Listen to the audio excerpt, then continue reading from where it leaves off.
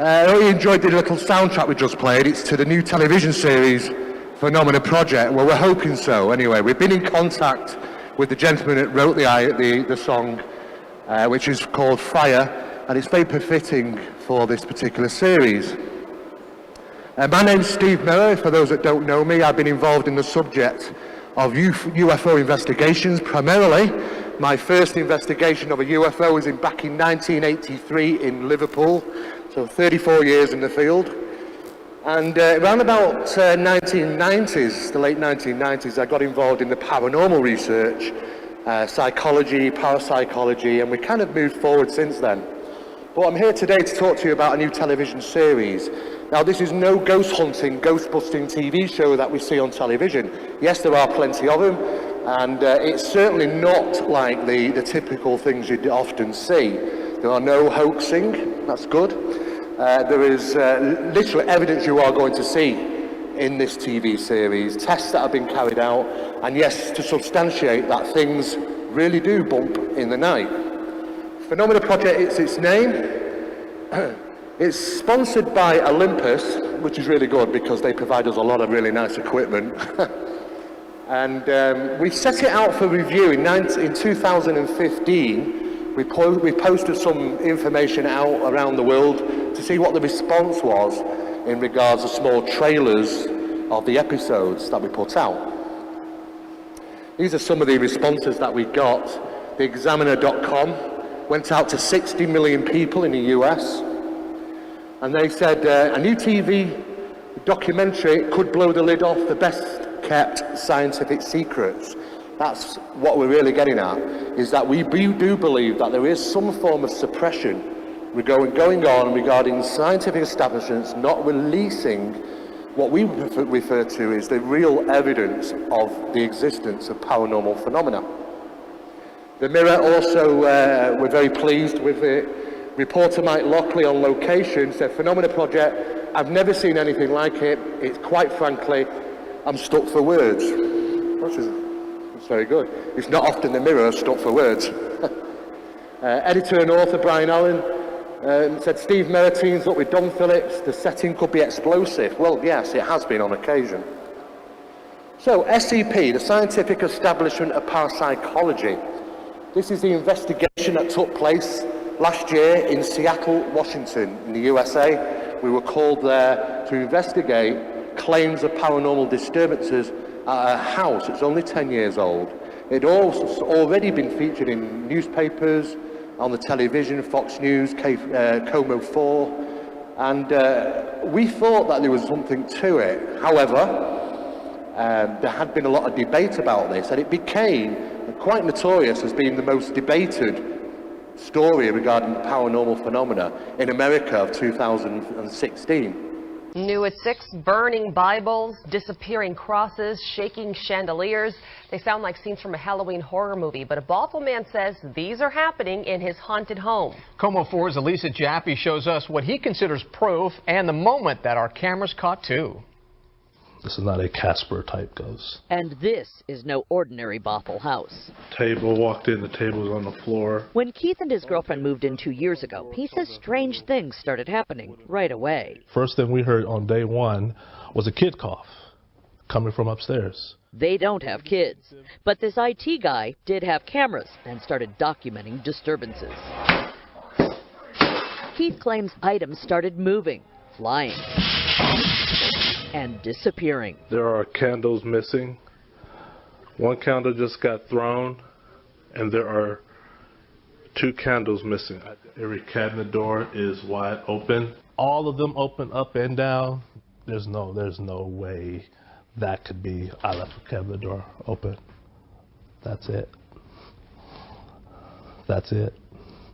What was that? That's it. It does not like cameras. I'm telling you, that's it. We shared Keith's videos with paranormal investigator Dave Schrader of Darkness Radio. Skeptical, yet it is intriguing. There are a few scenes, everything seems to be happening off camera. So automatically I begin to question, just because I've been in the position of a lot of people trying to fool the ghost hunter. Keith says he's tried crucifixes and prayers, holy water and olive oil, but Bibles still burn. Open like this, on fire. He says the last family that lived here only lasted 5 months. She said it was a living hell here. So why doesn't he leave when whatever it is won't leave him alone? He says he hasn't exhausted his resources yet and believes there's no guarantee that when he goes, the hauntings won't follow. You don't know where the next thing is coming from. In Bothell, Elisa Jaffe, Como 4 News.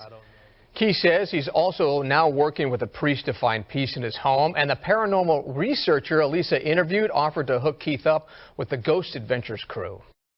Now, this was not good for Keith or his partner, Latina. They basically came out. This is a little bit of information regarding an email between them, that exchange between Keith Linder, the owner of the property, and Ghost Adventures. And you can see they were asking about when can they come and film. Now Keith, at that moment in time, was trying to get contractors in to fill up the holes in the wall because projectiles had literally flung themselves across the room and buried themselves in the wall. And at that point, Keith was having to pay $300 and odd for a guy to come out and skim over them. And what the Ghost Adventures team said, can you hold off the guys that are going to come in and repair the walls? We'd like to film that as part of the TV series. So Keith was kind of holding off on the contractors coming in. But what is interesting, if you recall, Keith was laying out a lot of money out of his own pocket to repair the wall. Now, if anybody's going to fake something, then why would you do so if it's going to cost you $300 at each time when you put a hole in the wall to be skimmed over with plaster? And interesting. Of course, Zach Baggins turned up with his team, and he were there for I believe 4 hours himself, during one evening. Also, they asked the owners of the home, Keith Linder and his partner Tina, to leave the house, to vacate the house and go and stay in a hotel for the evening. Now, we always argue the point, if paranormal phenomena is taking place whilst the couple are there, and you want to witness paranormal phenomena, then why change the environment? If you want to try and capture something, then you want it in the same conditions as it normally would be, which just means that they actually would be there, staying there the night. But that wasn't the case. And at the end of the TV episode, and you can see this in season 10, I believe, they've named it Demons in Seattle. What a fantastic name. Of course, there were no demons. I think the only truth of the matter is that it actually was in Seattle, and that's about it. They said they found no evidence. Now, it's what after this happened was they put out suggestions in a way that they may have been responsible themselves. That didn't go well for Tina, and it didn't go well for Keith. They got a lot of hate mail in emails, and basically what happened was it caused the demise of their relationship. Tina was so stressed with it all, she actually left the house. Keith was very upset. Now, as you can well imagine, he wanted vindication. And when he contacted SCP over here in Manchester, he said, well, you know, guys, it's legitimate. I don't know what else to do. The TV show contacted me. They came in. They said they didn't find anything. I don't know why. It's ridiculous. But it looks like we've been scorned. Looks like that we've been pointed at and blamed that we might be faking this, and we haven't. I'm completely sincere. Our response to Keith at that time was, well, Keith, we'll look into it. And we did. And we questioned Keith over a period of 4 months. Repeated questions, psychoanalysis. This was done over Skype, so we could see the video pictures of him, so we could judge his response to questions. Eye oscillation, stance, attitude, behaviour. A lot of those things are noted when looking for sincerity. And on a tick sheet and the pointing system that we often use, he scored relatively high. We do believe he was actually being sincere. And that's the only reason why we decided to take this case, because from what was being put out, it was a little bit too much to believe, to be honest, with some of the things that were being reported. Nevertheless, he did seem to show sincerity, so we did decide to visit Seattle. Beautiful place, Seattle. If anybody's ever been, you'll probably notice the absence of small pets, and that's because there's a lot of big eagles around, and that's the truth. They whip up pets and take them off, and not to be seen again. But it is a lovely place. The weather there is no much different than it is here in Manchester. You know, yes, it pretty much rains most of the time. They do call it a very wet location, but it's very vast. See Mount Rainier in the distance, and of course from Seattle, the main city, you can see the Space Needle, which is a very large rotating type building, like a restaurant. This is the house. Now, the first thing you notice straight away, it's a lovely home. Sorry. It's a lovely home, and it's only 10 years old. It's only 10 years old. It's pretty much new. The whole area is only 10 years old, with around about 68 houses on the development. And it's 283 square feet. It's got 5 bedrooms, an ensuite, and a main bathroom. Lovely house, lovely home, lovely area. And the first thing I noted when I pulled around the corner into this estate was how much it looked like the suburban locations seen in the Poltergeist movie right at the beginning. It was just creakily the same. Kids playing on bikes. It was lovely, lovely place. But inside was a different story. This is what was being reported, things being completely trashed. This was happening when Keith was even at work. He'd come home, he'd find his office completely trashed, things turned upside down, no explanation for it. He did have an alarm system, ATC alarm system, which was home monitored and remote monitored. And he didn't have any intrusions into the home, yet these disturbances happen on a regular basis. And as you can see, it's quite destructive. He also found things scattered around in the kitchen, the pantry door open, and as you can see, cupboard doors, drawers, all open. This is a regular occurrence. This is probably one of the main regular occurrences on a daily basis. He went around, one thing Keith did, he documented it with military precision. Absolutely did a fantastic job taking photographs, records, documents, and that really helped us a lot. Pantry door open. Now, one particular day, he went into the computer room, and he's got 2 computers in there, one for gaming and one that he just uses for doing normal things on. And the tower was missing. He had no idea where the tower was. And he just assumed it just phantomly disappeared. 3 days later, he goes in the downstairs kitchen cupboard to get a pan out and finds his tower system sat on top of his pan. Could have been sat in there for 3 days, all he knows. But quite profound, some of the things he'd reported.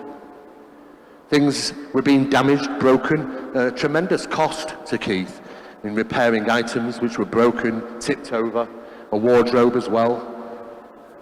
A lot of damage, a lot of expense. Scratch marks, beautiful furniture, new furniture. Taking into consideration, it was a new build, and he was the second tenant to live in the house in its first construction of 10 years. This pot was purchased by Tina, an expensive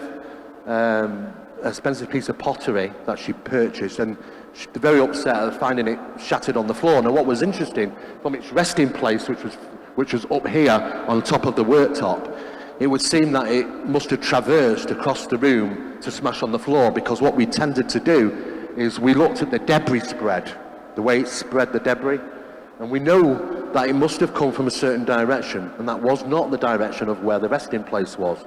So that was very interesting. Of course, Tina was quite upset. She'd spent a considerable amount of money on this item. Things progressed to the point of scratch marks appearing on Tina's arms. She was getting quite upset. She was waking up at night, sometimes feeling scratch marks in bed, feeling scratches down her arms and her legs. And photographs were taken of these welts, these scratching welts. No wonder that Tina didn't stay at the location for very long, to be honest with you. Keith had come home one day from work, and his bedroom has 2 doors, double doors, and he found a piece of it missing. Corner was just snapped off mysteriously.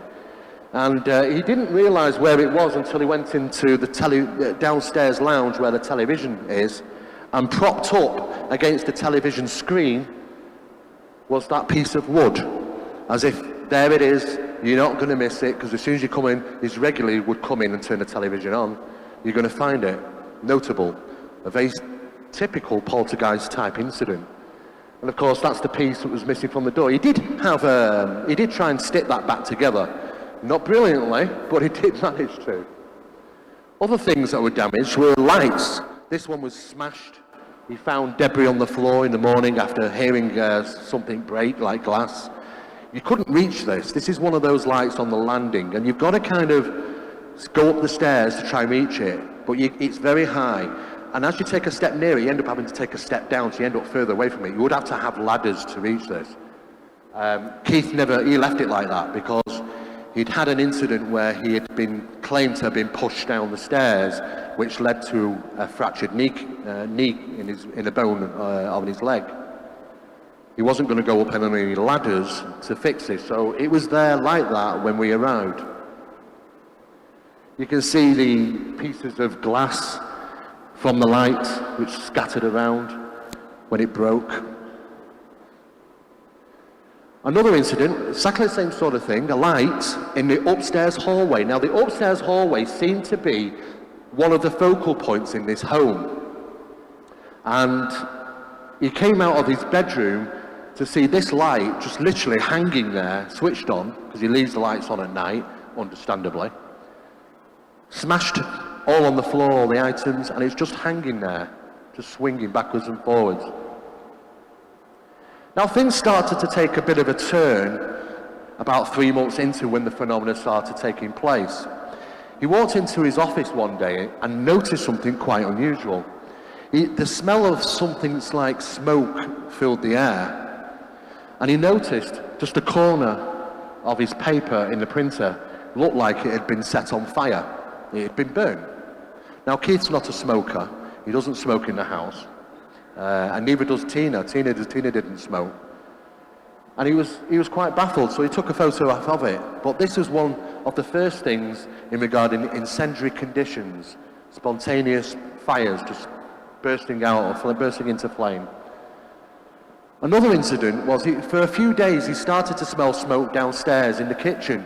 He couldn't find anything. It was annoying him. He was walking around, sniffing the air. He could smell something burning. And this went on for a few days, but could never locate anything. Eventually, it caught his eye. The crucifix that he had up on the wall seemed to start singeing the wall, as you can just see here and here. The crucifix seemed to be burning the wall. Yet it was made from wood, it hadn't combusted. Yet it was very profound, because once we actually moved it off the wall, we could see almost the shape of the crucifix. Other things which combusted was this, he was a gamer, fantasy flights he loved, and this was one of the posters that they produced. But he actually bought that, and it was made of a plastic material. Now at this point he was at work and he got a phone call from the fire service, which were at his home. There'd been a report, the fire alarms had gone off, they had come out, looked at it, put it out. It was literally dripping around because there was plastic involved, but they couldn't work out how it caught fire. There was no explanation. Now we were lucky enough to confirm the fire regulations report, the officer's report, that they had no idea how it combusted, how it caught fire in a location where nobody was at home and only alerted by the fire alarm, which is part of the burglar system. But it's not the only thing that seemed to catch fire. Keith reported on occasion that whilst he was wearing shirt and tie, he worked as an IT guy. In the morning he was downstairs having breakfast and suddenly he felt some singeing pain, threw the shirt off his back to find burn marks in it, like little holes. And this happened on 2 occasions. And what was funny is that he told me a story that one morning he went upstairs to get changed for work. He came down, shirt and tie as he normally does, and went outside, shut the door behind him, locked the door. As he was walking down the drive, he thought, it's a bit drafty. And as he looked down, he noticed that the buttons on his shirt weren't there anymore. The buttons off the shirt had disappeared. Now it sounds quite profound. I've no evidence to suggest that I wasn't there at the time, but some of the information we are going to provide today is from when we were there, and that's what really counts. Again, more evidence of burn marks on the shirt. And it wasn't just shirts, Bibles were left out. Keith was hoping that to try and ward off any bad spirits, to leave the house alone, leave him alone. And of course that apparently didn't work, it caused some upset. Fires were spontaneously taking place on these Bibles. Now Keith had about 3 of these around the house. What was really interesting, you can completely see on this one, it's completely obliterated, absolutely obliterated, there's nothing left of this. But it wasn't just that one Bible. There was this particular Bible as well. It was left on a shelf on the hallway upstairs. Now, we investigated this, and what was really interesting is that where the Bible sat, as it is, notice that there isn't really much ash around. But it must have been a considerable fire there for that to happen. No charring on the wall, no burn marks on the wall, and most interestingly, about 1.5 feet above that shelf was another shelf. And there was no heat marks, no charring underneath the upper shelf, with no explanation for it.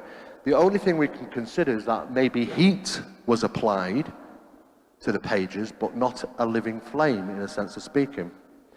Now, it's certainly not something that we would normally do, is set fire to a Bible. It's not really the thing I'd like to do, but sometimes you've got to do some things in the name of science. So unfortunately, and I'll say sorry for it, that we ended up having to rip a few pages out of a Bible just to see what the conditions would be under heat or living flame. Now, when you apply a match to these pages, it's like a cigarette paper, and boy, do they go up. Woof! You know, and now I don't know if they do that on purpose or not, but it could be the quality of the paper, the thinness of it, the ink that's inside it, but they go up like a rocket with a living flame. But these whole pages are completely, it actually traces, like lighting a cigarette paper, it just carries on and on and on and on, so that page is literally gone. It's interesting in this particular Bible that it was seen to be all singed around the edges, like heat had been applied to it, more so than a living flame. We've no explanation as to how these fires occurred, but it was certainly interesting that we couldn't replicate the exact conditions of the effects on these Bibles with a match, for an example. Another Bible was found one day as he came home from work, literally ripped up and scattered around the house. Well, pages all over the place. Keith was rather upset about that. I remember him contacting me to say about that particular incident. And he put out another Bible. Now, these Bibles were practice Bibles. These weren't ones that you just go and buy in a shop. They came from places where they were used in churches or somebody had used them for practice. They believed that might have warrant a little bit more power, should you say, to help assist getting rid of something untoward. One particular Bible disappeared completely. He'd lost it for 3 months or so, never to be seen again, until he decided to put his washing in the washing machine one day. He popped it in the washer, he turned it on, and walked away. And as he was walking away, he heard this thumping sound, bum-ba-bum, bum-ba-bum. And he rushed back to the washer, thinking what that noise was. Stopped it, drained it, opened it, and in there was the Bible that had disappeared 3 months earlier.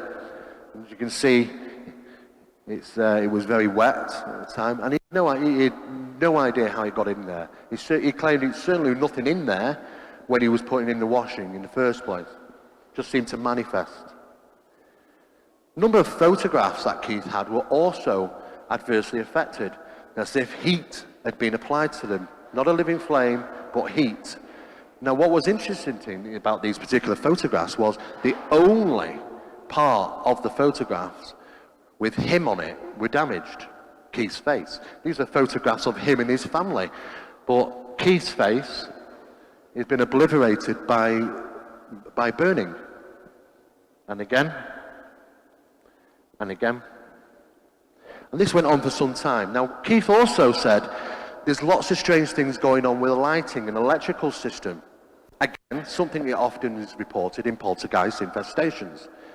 He looked into this quite intensively. He checked over the internet as well, and so he was learning about the phenomena as he went on, about what things have been reported in the past. He was determined to try and find out what it was. He believed it was some type of poltergeist infestation. We did.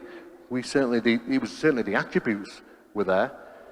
He wrote these things down. Weird phenomena, light loss. There had been on a few occasions where the whole house had just lost light completely. Sometimes it would dim very low, come back up, sometimes it'd go off.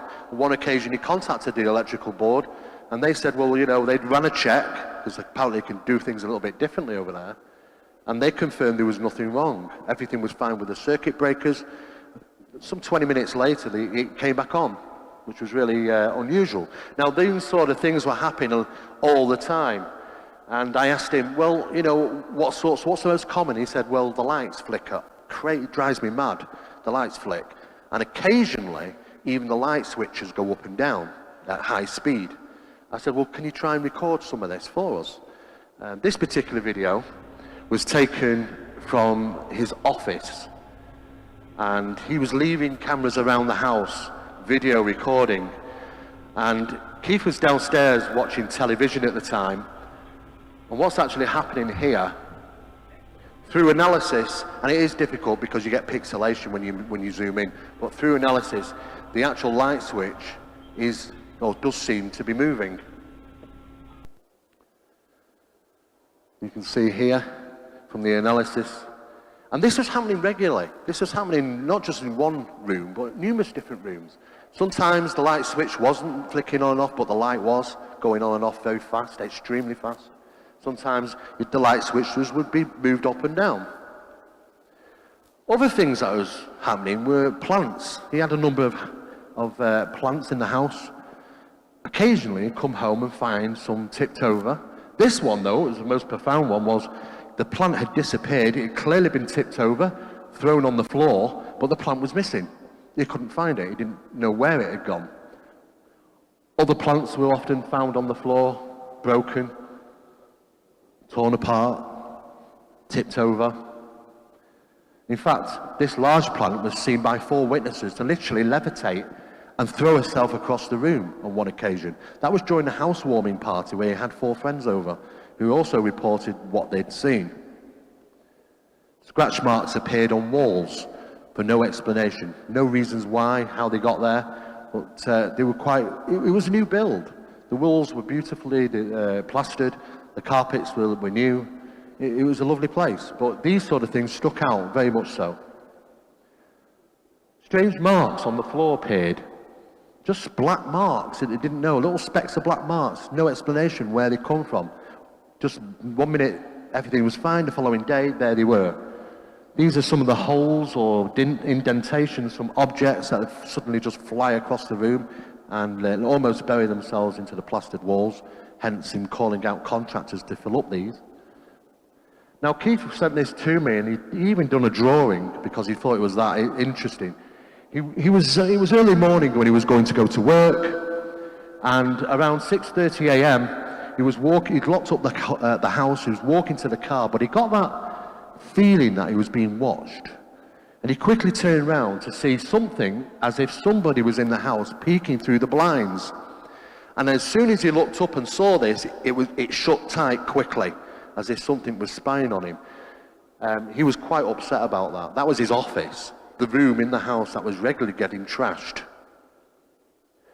This is another incident when Keith said that the first apparition he believes was seen. As he was sat at a table in the kitchen, something caught his eye peeking around the staircase. And I asked him to draw a picture of it, take a photo of the location, and this is what he did. Now, we tried to replicate and see what sort of angle that was when we were there, for someone to actually poke their face around the corner with their hands, and we couldn't do so because of the way the stairs are, we'd be further down. It would indicate that if something was seen like that, at that height, with its hands round the corner watching him, that it must have been on the wall and not the floor, which is quite disturbing. For Keith, he absolutely freaked out that night. He left the house that night, and I believe he went to friends. But he was really upset about seeing something like that. He described it as rather dark-skinned, a girl with, as he explained, crazy hair, all stuck up. But she was just there watching him. But when Keith panicked, it would seem that she scurried away and seemed to go upstairs and across the land, and he could hear like running footsteps. So we took all this in account when we went there. This is an x-ray from when the damage to his bone on his leg and his kneecap when he said he was pushed down the stairs. That's one of the x-rays. He was laid up in bed for a while because of that. Now, this is where it starts really getting profound. Strange markings started to appear. Now, this is the point where at first I thought, I'm not having this, I'm not swallowing this, it's too much to believe.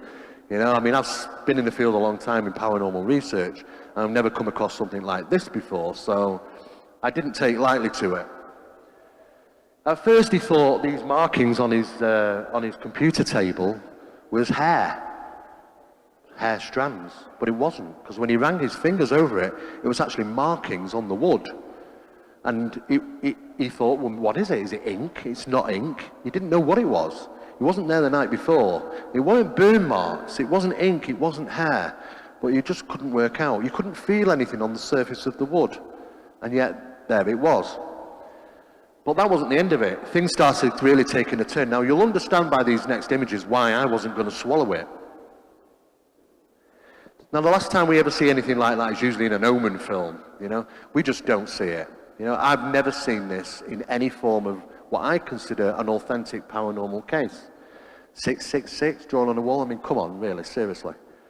But there's a little bit more to it. We started to look into these markings quite seriously and analysing them. And we also talked to a number of experts. Another 666 that appeared on the wall. Now, when you start to look at these very closely, this is what was really interesting, is the application process. Take in consideration that some of these markings were on his ceiling, and there was no dripping to the ground. So it wasn't applied with something that causes dripping. It wasn't applied with a brush. We talked to experts. We talked to an artist, and he said it's a work of art. When he looked at it properly, up close, he said it's a work of art. We talked to other people in the painting and industry, and they said, well, we don't know what the application was. It's quite profound. And I'll explain the reasons why. The markings consist of millions of little lines and little dots that make up, and as you can see, millions of little lines and little dots. Now, you can't feel anything on the wall. There's no surface feeling to it. It's as if like it's maybe just come out of the wall in the sense of speaking. But we couldn't work out its application. But not just that, but there seemed to be some type of undulating pattern to these. And as you start to look more seriously at the millions and millions of dots and little lines that make up the images, you start to see undulating patterns within them, like a backbone. These undulating patterns, again, on the ceiling. Now, what's interesting is that this particular marking on the ceiling here, we looked at it and it says, yeah, it kind of looks like a stick man figure. Didn't know really anything about it at the time. We had to look into it. But it was on the ceiling as well. No, again, no dripping, no signs of dripping, anything on the floor. The nearest thing we found to this is something what we call horsehair pottery. And it was created by, created by the Native American Indians. And they used hair. They heated up to a ridiculous temperature. And when they dropped it across certain pottery, it would blend in with the pottery and make these, what we refer to as horsehair pottery, made up of little lines and little dots. And that's the nearest thing we could find to it. Notice the analysis here. You can see the undulating patterns. It wasn't as simple as just a mark on the wall. Yeah, when you first look at it, it's just a mark. But when you start scrutinizing it and looking at it and analyzing it, there's a little something strange about this. And as you can see, the patterns, here. And it goes on to talk about the horsehair pottery. Now, this particular figure, which we mentioned a little bit earlier, on the ceiling, I said I didn't know, at the time I had no idea what it was, what it represented. But through research, when we put this figure in on Google it yourselves, it's a Native American symbol that represents mankind. However, taking into consideration this is found on the ceiling, if you invert this figure and turn it upside down, it means the death of a man, or dying of a man. And that could have been a reference point, because when we're looking up at the ceiling, we couldn't tell if it was upside down or not. You don't know what perspective it is. Talked with Keith in depth about a lot of the things that took place there. We said to Keith, bottom line is, if we come out to Seattle, and yes, it's expensive, it's going to cost us money, it's going to cost us time, expense, and a lot of effort, but if we come out there and we find any hoaxing, anything dodgy, Keith, we'll crucify you. You know, we'll put it out there across the internet, everywhere. We'll discredit you. You know, so what, are you sure you really want our involvement? And then he said, yeah, you're the guys I need, and you know, these things are happening. I need someone to take me seriously. After all, Ghost Adventures had been in and said, no evidence, nothing exists, and kind of pointed the finger at them. Of course, he wanted some vindication. He was upset that Tina had left him over all this problem. He was upset that phenomena is still going on. He was upset that people didn't believe him. So I said, okay, fine, we'll call his bluff. We went out there. And I went with a colleague, and when we got there, the first thing to do was obviously just interview, get all the details down. Keith was explaining to me that these particular cameras, which work by Wi-Fi, they send signals out to his laptop, which pings when it takes a photo. And it takes a photo because of the motion detection. And he's got them pointing towards the front door. The front door is over this way. And he's got two of them here. On occasion, he said, these cameras would move. He's had to purchase other cameras because he'd come downstairs one morning and that camera would be facing the wall. And he'd turn it back round. And the second day he'd come down, the camera was facing the wall. He turned it again. On the third day he came down, the camera was facing the wall. He's getting a bit fed up with this. So he scoured a little bit, turned the camera back. The following day he came down straight away to look where that camera was, and it wasn't even there. The camera was gone. He never found the camera again. He never responded to his email, it never pinged again. It just phantomly disappeared, never to return. So he ended up going out and buying more cameras. So that was a common thing that was happening. He'd lost 4 or 5 cameras over a period of 4 years. And what was interesting is that he's explaining to me about these cameras, and the actual occurrence did actually take place whilst we were there, which we did not expect. We conducted a lot of research whilst we were there. Environmentals, geomagnetic, electromagnetic, microwave, magnetic air, all sorts of different things. You know, we wanted to know if there was anything it could attribute to such reported disturbances. Could it be that hallucinations are involved? You know, is he of sound mind? Because at the end of the day, Keith might believe this is real. He could be delusional. You know, is he of a sound mind? There's a lot of things to take into consideration when, you know, extraordinary claims require extraordinary evidence at the end of the day.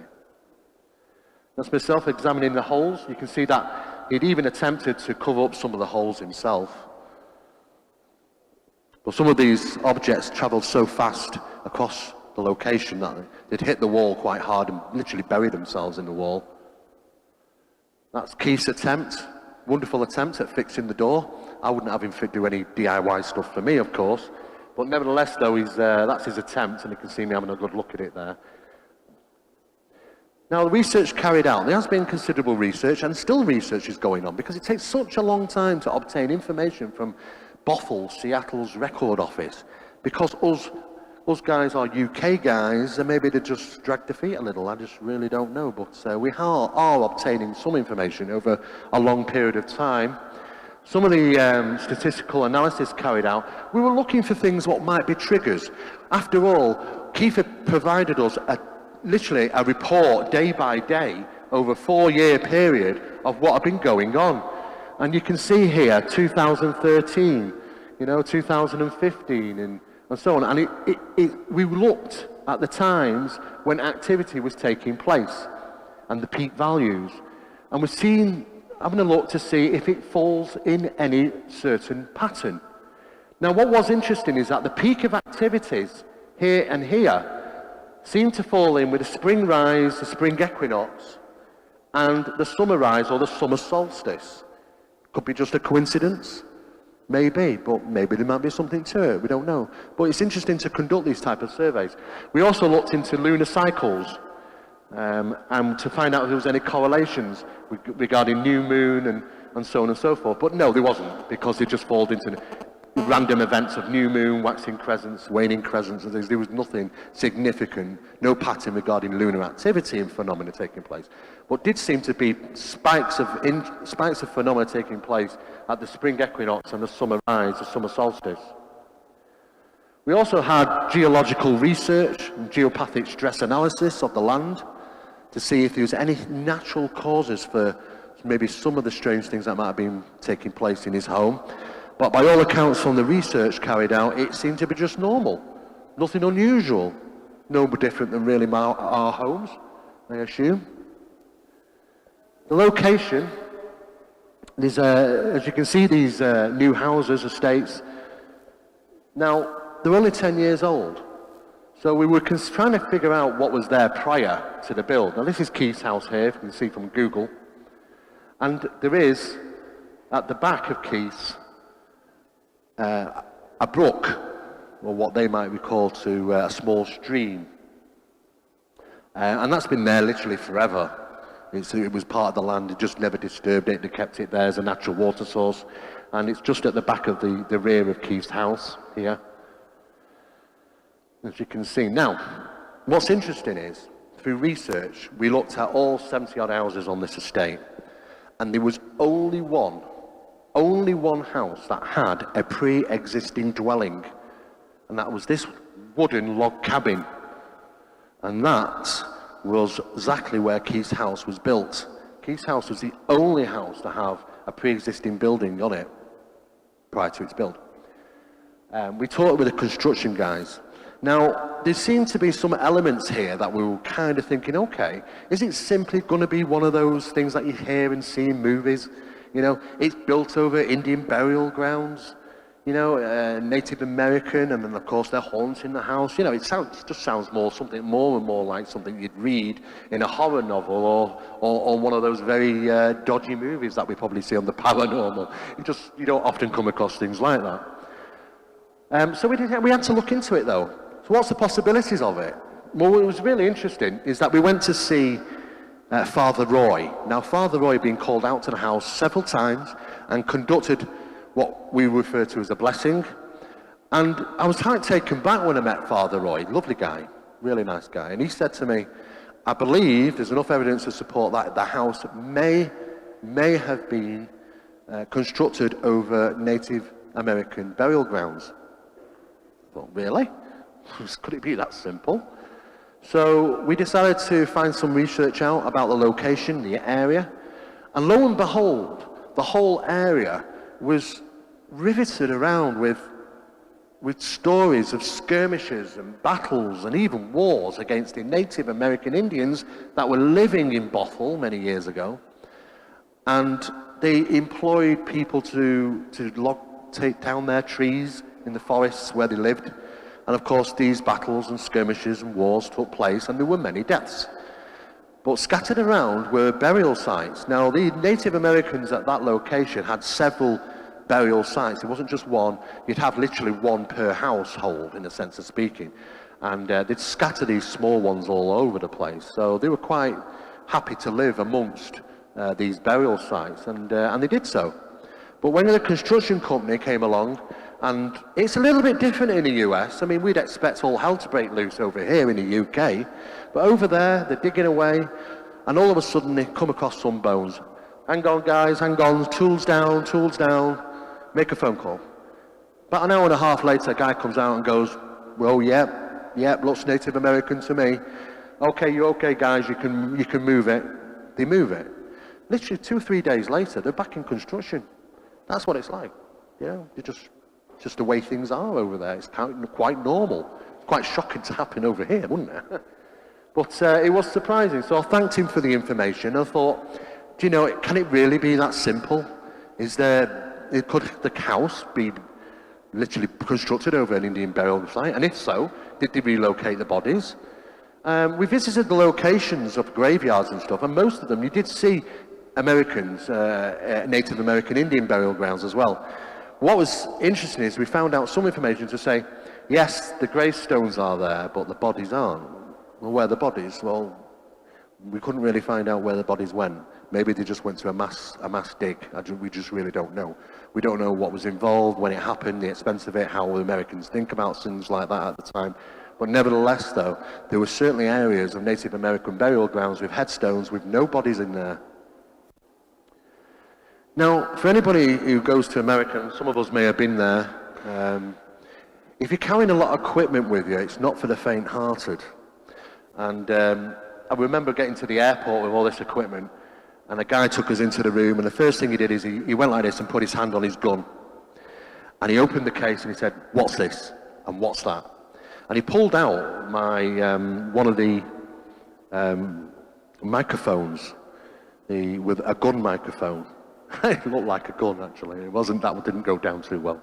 But trying to explain to the guys and trying to get all this equipment into the US was literally a logistic nightmare. But we did so. But we only took 4 rigs with us out of 21 because literally the logistics of it was very hard. So we had to be very careful about what equipment we do take in. But what was interesting is that we had equipment that would monitor the environmentals, the sounds, anything in that house on a 24-hour basis. The range of equipment that we were using was very large. The methods of audio recording was intense. We had items like the very, very sensitive parabolics, which literally pick a pin drop up at 30 feet. Literally can pick up a pin drop. These things were left running all the time, and we were glad we did that as well. Obviously, taking notes, we're having to do so. And lots of different types of things, because, there's always been that argument, does it subdue phenomena taking in equipment? Some cases, yeah, but how else are you supposed to record evidence? You've got to use it. It's a catch-22 situation. So we won't know what we were expecting when we got there. And you can see all the different types of cameras that we use. We used a range of different things because we were shooting, at the end of the day, we were also shooting an episode for Phenomena Project. And this was going to be, which we didn't know at the time, but this is going to be the flagship because of what went on. The flagship that will launch the series. And of course, things were just left running every night around the clock for the duration whilst we were there. And you can see from key documents and logs, precision about events that took place. They were regular, they were daily almost. Even emails, previous communications, which are interesting because it doesn't show that the story's just been fabricated for us. It's been a history of this phenomenon going on. And at this one he's saying, "Hello Laura, Tina's out at town in Vegas. I bought some sage yesterday on the way home and spread it around. And last night I lit sage, my front door slammed open and my ADT security monitor went off saying front door open." And it does. When you open the front door, it says front door open. Now it's very intriguing that the first day we got there, of course we'd unpacked, we'd introduced ourselves to Keith, very nice guy, we had a cup of coffee. Seattle coffee, very, very nice. And we needed a few things. We needed some amenities, some drinks and bits of food and things. So Keith took us to the local shop. He locked up, we went down to the shop, 20 minutes. It must have took 20 minutes in total. We came back, the front door's wide open. The alarm's not going. The alarm's obviously set. The alarm's not going, it's not showing the front door open, yet it's wide open. More interesting, the lock is still in the locked position. How the door opened and kept its locked position, we don't know. I looked over across at my colleague, Don, and I kind of sniggered and said, "Somebody else has got a key, got to have. It's a joke, someone's pulling our leg." This is the first day we were there. It's not, things like this don't really happen very often. But we never did find an explanation for it. And it wasn't the first time or the last time that happened.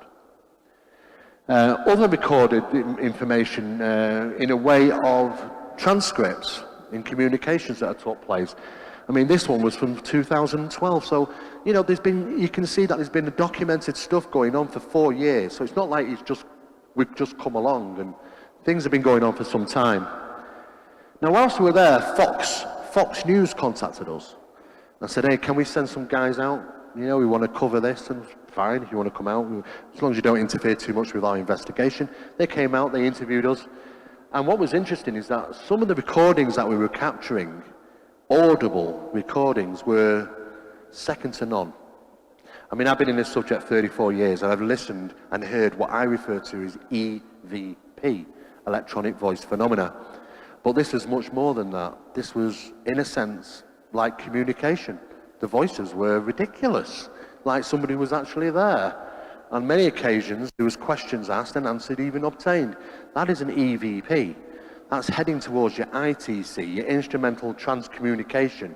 This is heading towards what we refer to as AVP, actual voice phenomena.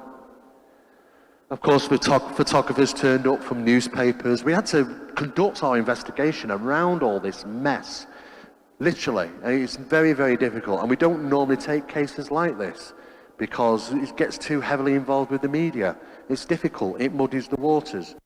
But we were there to try and help Keith. We believed he was being sincere and it was just trying to reach out for help. So, how did the night progress? Well, one of the first incidents was, I was the last one to go to bed. It was early hours. I think it was almost 10, I think it was 10 to 5 in the morning. I came back after 6 or 7 days at Seattle on the first visit with sleep deprivation. In fact, I was suffering from something called, like being drunk, sleep drunkenness in the sense of speaking. I was slurring my words, I was feeling dizzy. I had to go to sleep for literally almost a full 2 days just to try and recoup. And the reason being is because the phenomena that was taking place at this home was so regular that I didn't want to miss it. I didn't want to miss the opportunity to capture something of this magnitude. I've never seen this type of stuff before. I mean, I've been in the field 34 years, and 32 of that, I've never seen, there's been some things, but nothing to this magnitude, and I was quite surprised, taken back. So, yeah, I wasn't getting much sleep, an hour, probably a day. So it really did weigh on you. But I was the last person that went to bed. Now I've got Keith and my colleague Don. And Keith's bedroom's here, and just this alcove here, there's another door to another bedroom. As I walked upstairs, the house rattled with snoring coming from both rooms, which does happen. I'm sure there's some snorers here, but they'd never admit it. And I make a mental note where the door positions are. You know, it's just a habit I do. It's just I'm always switched on. I'm looking at the positions of the doors, which one's open, which ones are closed, and I go to bed. But literally 45 minutes later, there's the sound of a door as if you pulled it shut, not turned the handle, but a definite loud click, as if a door had been shut. Rushing to the landing, I can still hear them pair snoring their heads off, and I'm thinking, what made the sound? I'm looking at all the doors, and not a single one had moved. They were all in exactly the same position as I saw them as I went to bed. But nevertheless, though, the sound, which was also recorded as well on our recording devices, which was very loud, was the sound of a door clicking shut. So we do believe that it could be in a paranormal action. They have sometimes the capabilities of recording events and playing them back randomly. And they tend to be common events. Doors closing, kettles boiling, people calling your name, toilets flushing, taps turning on. Tends to be those sort of things, regular incidents being recorded and played back randomly. The problem is that when you hear them, you can't discern which is a real event and which is a recording of that event. Nevertheless, though, we got it. Don't forget, parabolic microphones are here, a pin drop at 30 feet. These are running all night. We recorded all the events, so we got the times, the frequencies, the lengths, when it happened. CCTV cameras were in operation, but they were faulting regularly. And they were also taking photographs of nothing. For some reason, motion detection was set off when we're in bed, and a series of 30, 40 photographs are taken for no apparent reason. Now, when we talked about this camera, it happened whilst we were there. Myself, Keith, and Don, a colleague of mine, we were the only 3 people in the house, all in the kitchen area, sat at the table talking. When Keith's laptop went ping, he said, "Oh," I said, "What's that?" He said, "It's one of the cameras has sent me some information. One's been triggered." And it was this camera, as we saw earlier, this camera in the lounge, that had sent that information. It had sent a photograph of just a grey wall. It would seem that is took a photograph of a wall, but it wasn't pointing towards the wall. When we went into the lounge, it was in fact pointing the wall. It had turned 180 degrees. Now, taking into consideration that these particular cameras and the spec on them takes a photograph around about 12 milliseconds, it should have taken a photograph in transition of movement from 180 degrees, but it didn't. It would seem it took a photograph as soon as it had moved 180 degrees. Photograph of the wall, it was facing the wall. Now, what was interesting, it should have took a photograph maybe through its transition, but it never did.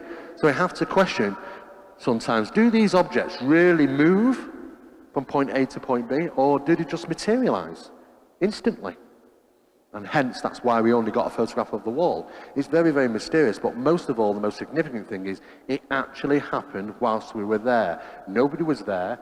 The incident happened in a location where no human agencies were. That had to be, that deserves explanation, that scientific explanation.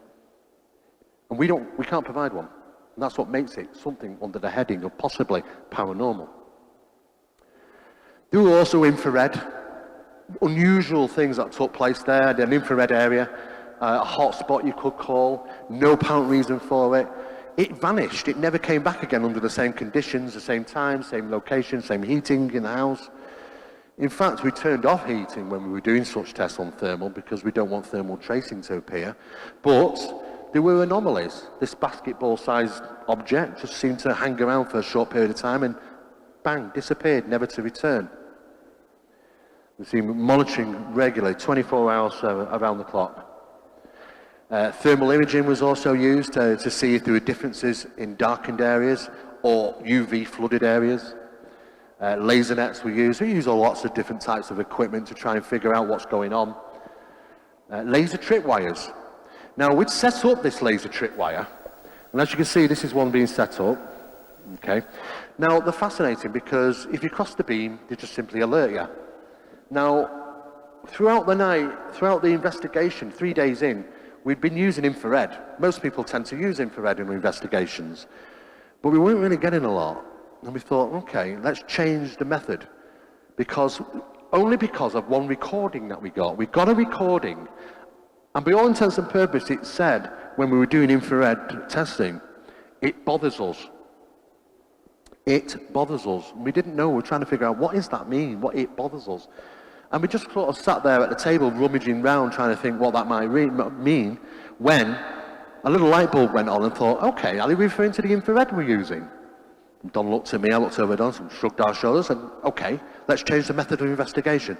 Let's drop the infrared, let's go with optical laser. And we did. And I'd literally set this up on the landing, literally, walked away, set it up, walked away. Now, there was two of them further down the corridor. And I got to the bottom of the stairs, and what happened was it went straight into alert mode. Beep, beep, beep, beep, all going off. What was interesting is, I immediately stopped, looked at Don, I turned around, this is all in within seconds, and I ran up the stairs. And as I ran up those stairs, I heard something running away. It sounded like small feet, sounded like a child. And what was really interesting is that it set off the second detector further down the hall, as if it made its escape. And I'm hot behind it, I'm running after this thing, I can't see anything, but I'm running after it. And I'm running down the hall, it set the next one off, it's headed it off before me into the back bedroom. Nothing there, no idea what it was. But we heard the small footsteps. It was like we were pursuing something like a child. But isn't it interesting that it went off immediately? Maybe it was just something that was checking out what it was, what the equipment it was. Maybe it was just something that panicked and ran off and was, of course, being alerted and being captured on these devices. Now, the audible phenomena, when I said it's second to none, these things, whatever the recordings were intelligent, were vocals, and we definitely seemed to have an interest in what we were doing, and they were also trying to identify the equipment what we were using. So we decided to use some specialized listening devices and recording devices. We used something called a task cam, because they wouldn't maybe not be able to identify what that was. We're just trying different methods of capturing, because we're assuming at this point they are intelligent and know what we're doing. And this is when we were setting up the task cam. Now, myself and Don are walking up the stairs, And we get a bit into a conversation at the top of the stairs about, is there a micro recording card in the Tascam? Yes, he says, no it isn't. Oh yes, yes it is. And just as he places the Tascam back down on the landing, on the landing shelf, you hear, it's a camera, it's a camera. Now it's not my voice, and it's not Don's voice, and we're the only two up there. And what's really interesting, we didn't hear anything. In fact, we didn't even know we got this until we came back looking through the video footage for the television episode that we've got these on there. Now I'll play the footage, and what I'll do is I'll point on the screen like this when it comes in, so it identifies where it is. It's a camera, it's a camera. Listen to it.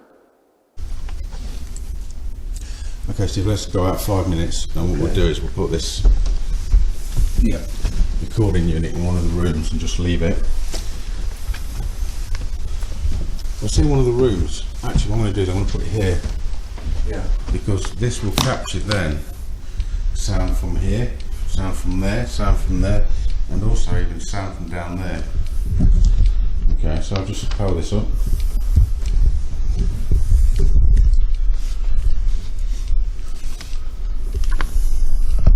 Now that's the Tascam which we use.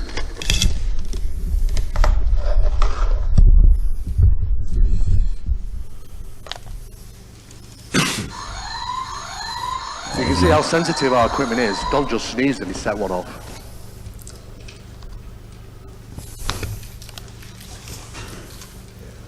Now at this point, Don's asking, is there a memory card in the device?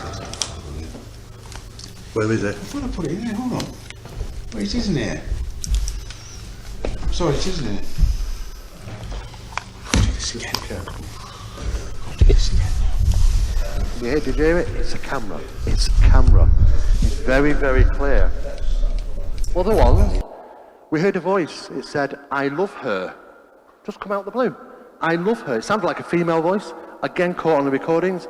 And then the next bit, which is quite quirky, actually, because Don had asked me to do this shoot 3 times.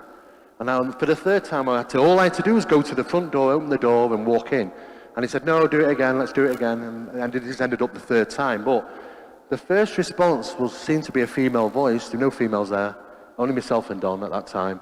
I love her. And the second one, it said, on 3. It was interesting. Let me play the clip. Straight from that, come down. We're going straight out.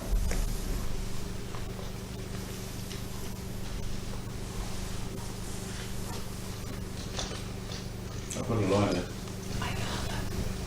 There's the I love her. How much Dave's willing to go out together? And there's an on 3 in the background. Now when we play these and analyse them, we're getting these type of vocals across the cameras and we don't know where they're coming from. It's interesting to know that they didn't get it on the microphones. The microphones that were set up, the parabolics that pick a pin drop up at 30 feet, didn't get them, and they should have done. But how did it get on the cameras? How did the audible get on the cameras? My name is Barry Fitzgerald, and I'm a long-time researcher of the supernatural and a world traveller. Don Phillips and Stephen Mira forwarded me some samples of EVPs they captured on one of their cases and asked for my analysis. I found it interesting when breaking the samples into various frequency ranges that the male voice, which can be clearly heard in the EVP, actually appears stronger in the higher ranges and way above the ranges of the normal human male or female voice.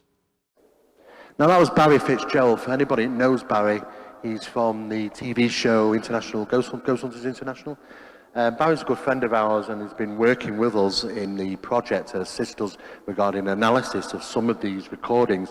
And as he clearly said there, that the recordings sound human but don't respond in frequencies like human voices are. They're well above human vocals. In other words, they're above 255 hertz. That's a top range. Females have a slightly higher vocal range than male, but the highest pitch range is around about 255 hertz. These are a lot higher than that. Yet hearing them, they sound no different than a human vocal. But analysing, something significantly different takes place. So, when we go into any building, the first thing we do is we do a 10-second or 5-second little video shoot. And I did this on a mobile phone. Now, it's a Samsung S7, so you pretty much have a good idea how good those cameras are. They're exceptional cameras on these phones now. And we use it 10 seconds in each room, video, and then I take a photograph. 10 seconds in that room, of video, then I take a photograph. And it's just a habit I've done, because sometimes you get little discrepancies between the photos and videos. You just never know what you're going to get. And I'd totally forgotten about this. In fact, we'd analysed all the video footage for the Phenomena Project, and it was only when I was sat at the kitchen table one day looking through my video photos, oh, hang on a second, I've got like 15 videos and 15 photographs here of Keith's house. Now, what was interesting is that I remember taking this piece of video, and so I was stood on the top of the staircase, and just 10 seconds just looking down it, and then taking a photograph. I remember where Don was. Don was in the kitchen with Keith. There was nobody else there, and there was nobody in the lounge area, the front lounge area of the room. There was nobody there, there's only me on the landing. So this area was free. But if we look at the video again, you can clearly see a light source because of the shadowing of the table. Because there's a light source over here in the corner. But the photograph shows something a little bit different. The video, the photo. The video, the photo. Only a second apart from each other. But we're looking at this. What is this? Now, taking in the angles here, we're looking at the angles of lighting. It doesn't fall characteristically the angles of light. There's only one light source coming from the lounge area, and that is up in the corner here. So it casts at this angle. But this here seems to have a different angle of perception altogether. As to what that is, I don't know. I have no explanation for the photograph. I don't like to say, yes, it's a shadow person, it's an apparition, it's an anomaly. It looks human size. It doesn't fall into the normal characteristics of the shadow behavior, because I'm stood here, and I've took a photograph and a video. The light source is over here in the corner. So all the angles are considerably right to the lights, except that shadowy figure on the wall. No idea. But it's interesting. And of course, I had to put it into the report because I've no explanation for it. A shadow where nobody is. It's not my shadow. SAP had to go back again, a second visit. And the reason why is because of the things we were experiencing there, we needed an independent observation. We needed another expert there. You know, not so that you don't have to take my word for it, but somebody who's credible, notable, somebody who's believable, honourable, you know, somebody who's dedicated to the work and is completely truthful about it. Somebody will call it as it is, say it is. And no, we couldn't think of any person better than a gentleman called Nick Kyle, who is the president of the Scottish Society of Psychical Research, and he came to Seattle with us. And Fox News came out and actually had a chat with Nick. You're on.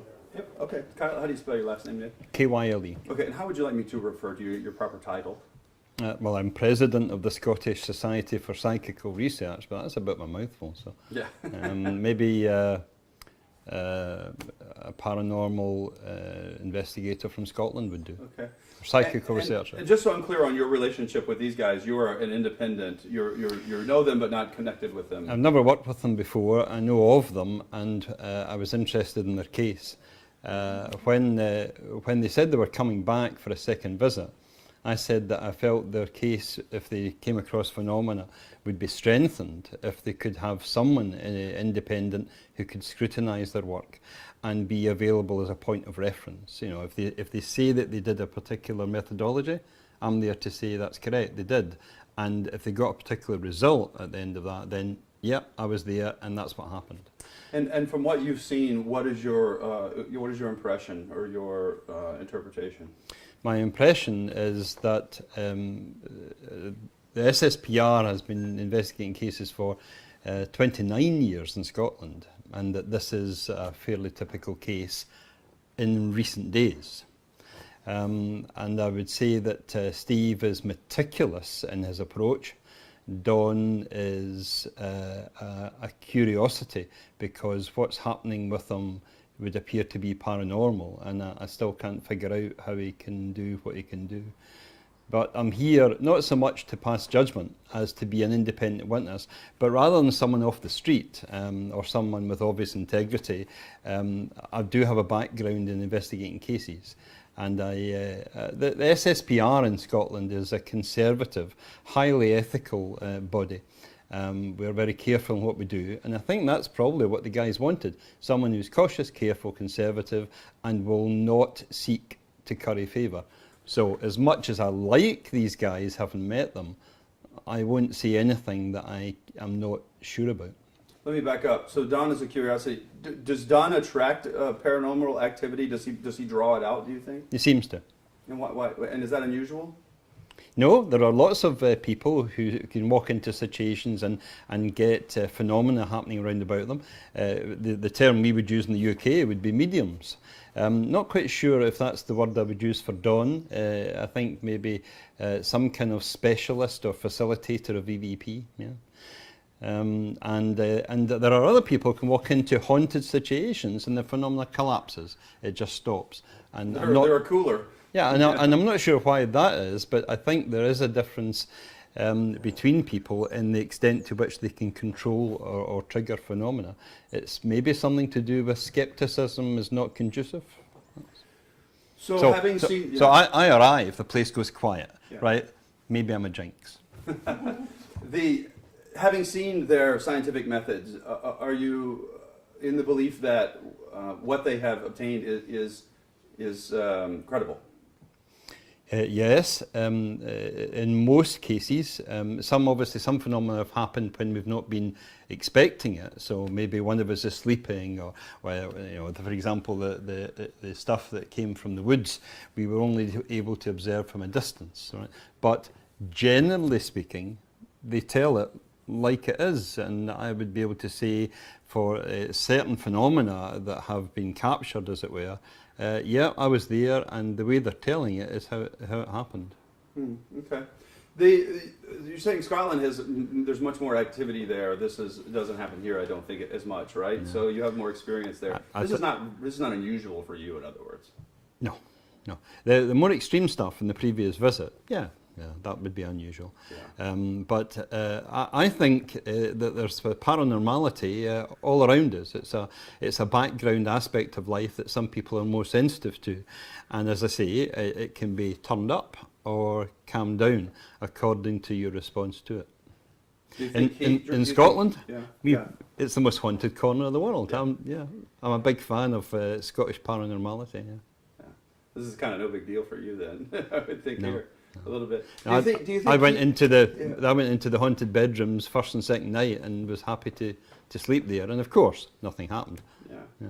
Do you think Keith may be the source of some of this? Yeah, I think that Keith's reaction to things can magnify the energy, let's say, available, mental, emotional, maybe spiritual.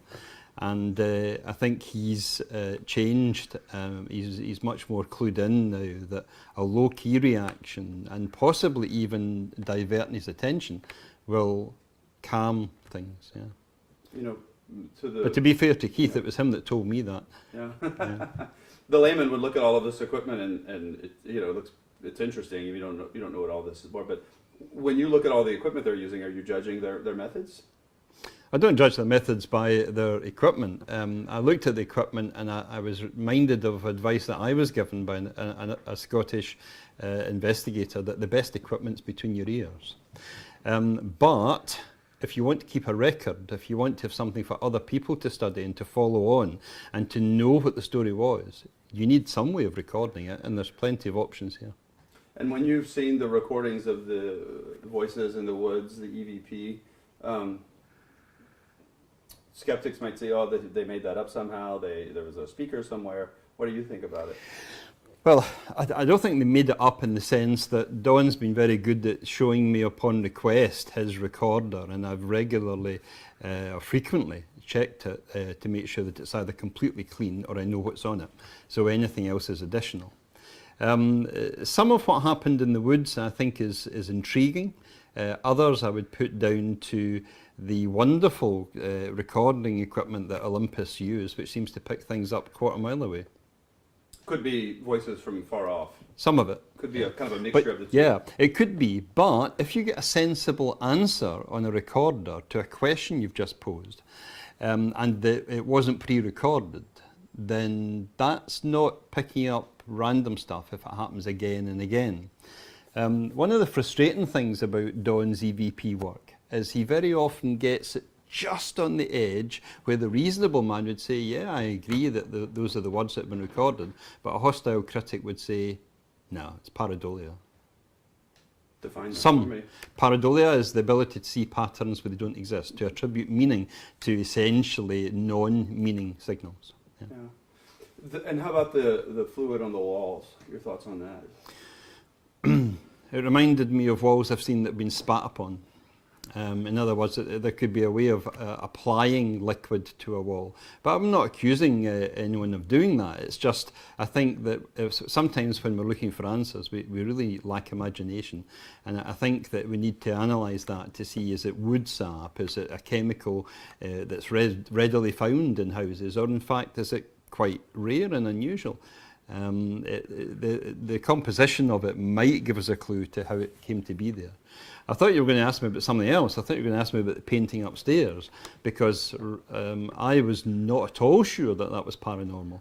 And Steve worked through a process of establishing that it was unlikely to be nudged when he passed it. The timing was a factor, but he also did a vibration test in the wall, and there was a significant vibration in the wall when 2 or 3 guys went thundering past at speed. So to me, because the wall hanging had not been checked just prior to the event, we just have to put a question mark against it. I don't regard it as good evidence of paranormality. What's better evidence of paranormality is when you get a tripwire or a laser beam being broken by something physical, and then in another part of the room, another PIR sensor has been triggered, and you go up and you find the vibration sensor has been moved off the bed, and that these 3 things are being discovered within seconds of each other. I would say, because we know there was no one in the room, that deserves an explanation, and it's very difficult because there's 3 different types of alarm being set off there, and one of them was physically moved. Can you send me that? Do you have some of that you guys did? Okay. Ultimately, you're here to I'm lost the words, but you're here to tell it like it is. You're here to ensure that their methods are accurate and that their scientific method is accurate. Anybody who makes a bold claim in today's world can expect to get hostile criticism.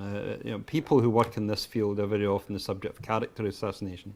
I've been very fortunate in being a voice in Scotland who is known to be careful, conservative, cautious, and nobody's fool.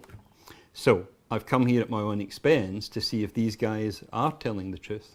And so far, they have done exactly what I would have expected, and they've come up with results that I can verify. Just not so many results as I'd maybe hoped.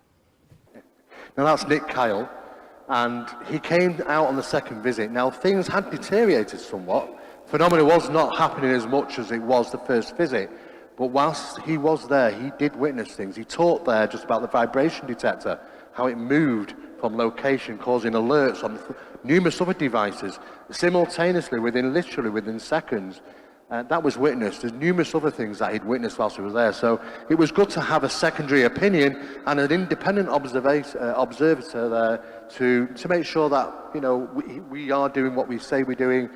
Nick will say it exactly as it is, and he did so. Now what he's talking about, one picture did fall off. There's another picture like this just upstairs. And the reason why that fell off is basically because of vibration, we think.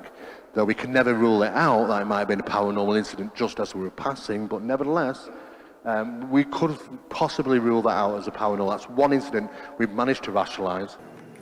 Very sensitive, very high sensitive vibration detectors, which I'm going to replace. One just here and one on the bed frame as well. because of reported vibrations. I'm going to leave them as they are, as you can see.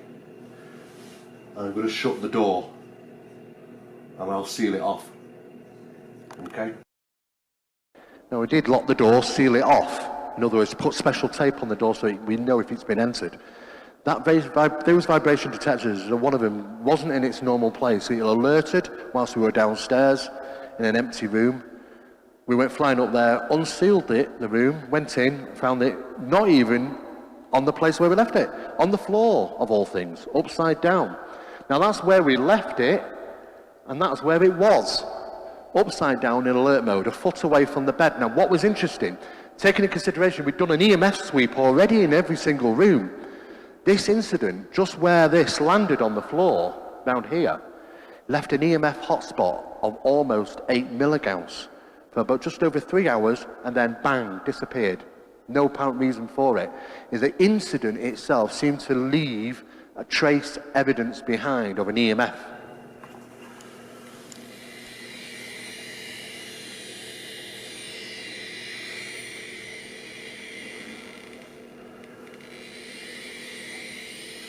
And like I say, it stayed there for about 3 hours, vanished. No explanation for it. The pink ball, yes, that was also seen to have moved. Don't know how it managed to traverse from under the table in the kitchen area to move across the room, but it did, without contact from anybody. That caught us off guard. Don went under the floor, took some recordings. That's under the floor of the house, of course. Selected examples of recordings.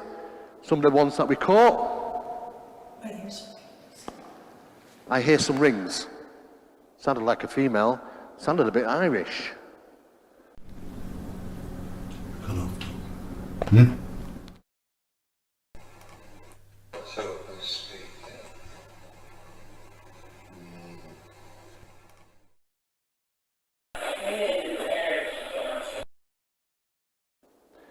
Is there a breakthrough that we're having here? What we're finding out is that we know how the human ear works. We check into different things.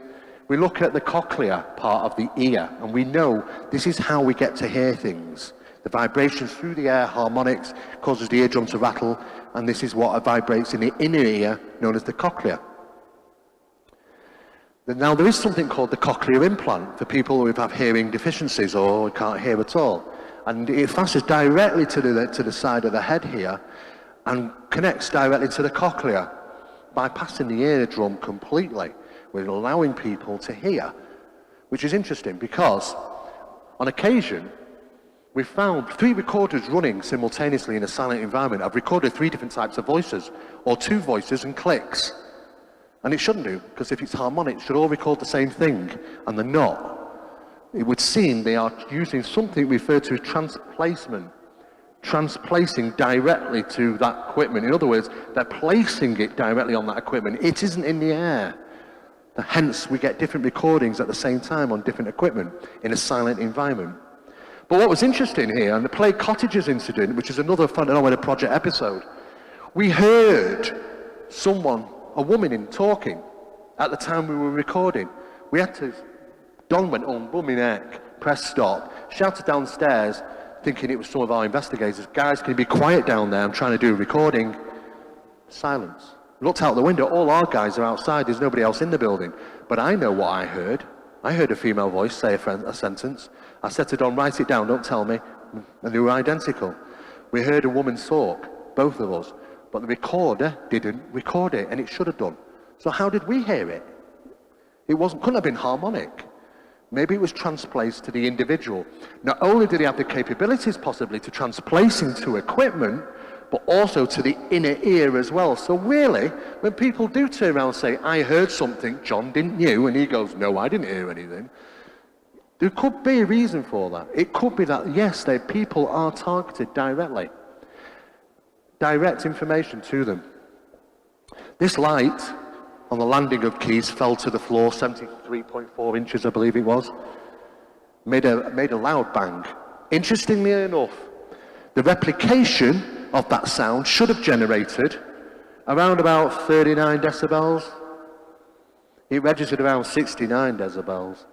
the original sound source was almost twice as loud as it should have been, amplified. Is it a real sound? Is it manufactured by the paranormal to make it sound like it, but they don't quite get it right? Or is it just amplified to gain our recognition, to make sure we hear it? Who knows? But the evidence provided there suggests that there's a massive difference between the replicated sound and what it should sound like and the original sound source. Stroboscopic light experiment, very fascinating. We decided to set this up. And it's a motion camera, there's strobing lights going on, and it's a motion camera, and it picks up something on the landing when there's nobody there. We don't know what it was, but it was something close to the camera, as you can see. There's even somebody that said it looks like there's a pair of lips in it, a pair of lips of all things. I don't know if that's just pareidolia, of course. That look like a pair of lips. People say it looks like a pair of lips. I don't know what that is. But it's got colour. That's interesting. What is it? We've no idea. We've asked questions and gained responses. And yes, see, some of these questions are really the top 10 questions. And we've got answers to questions we've given. This is actual voice phenomena recorded as it happened. I'm not going to share too much of this with you because it'll spoil it for the episode. But it's on its way. It's on its way.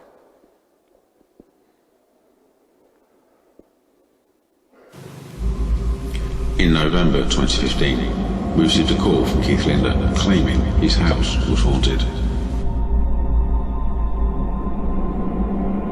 It transpired we'd be investigating one of the most controversial cases America had ever seen. We went to Seattle and we obtained this information and we calculated what we'd obtained. 237 gigabytes of information in 6 days. It was an enormous amount of information. We came back, we had to analyze hours and hours and hours of footage. And it was going through that footage, we found things, anomalies, voices, recordings, things that are appearing on camera. We don't know what they are. But what is interesting is that some of the video footage we couldn't even use because it was overlaid with voices. Don comes into me and says, Steve, I need you to say this line. I say this line, and I say it clearly in a silent environment, only to be record when you play it back, that there's something else in the background talking at the same time I am. A ruined piece of footage. Yes, Phenomena Project is probably the only TV series that's throwing out stuff another series would probably use, because we had too much of it going on there. It's too unbelievable. Who's going to believe we came back with 427 recordings of EVP, 288 recordings of actual voice phenomena?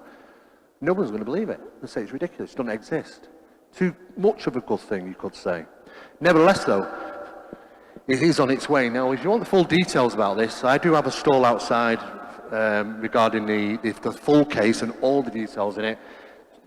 Purposely named the House of Fireman Whispers, as you can well imagine, and wanted to stay away from, you know, the terminology that they were using. We didn't want to just splash it all over the cover of the Demon House in Seattle, but we had to make a little reference. But the investigation of Seattle Demon House, hence the name from, or generated from, Ghost Adventures. There's also the Rochdale Poltergeist case, which is the second most prolific case of the first one I've just done. The second most prolific was the Rochdale Poltergeist case in the UK, and that was absolutely phenomenal. There's details on the book outside as well. It's also available on the internet, Amazon, places like that. I'm just going to finish off with the trailer to the series. We first constructed in 2015. We're coming to a close now. Season 1's completed. The main one, the 2-hour episode, documentary, special flagship version is due to be released at the end of this month. And I'll play the trailer.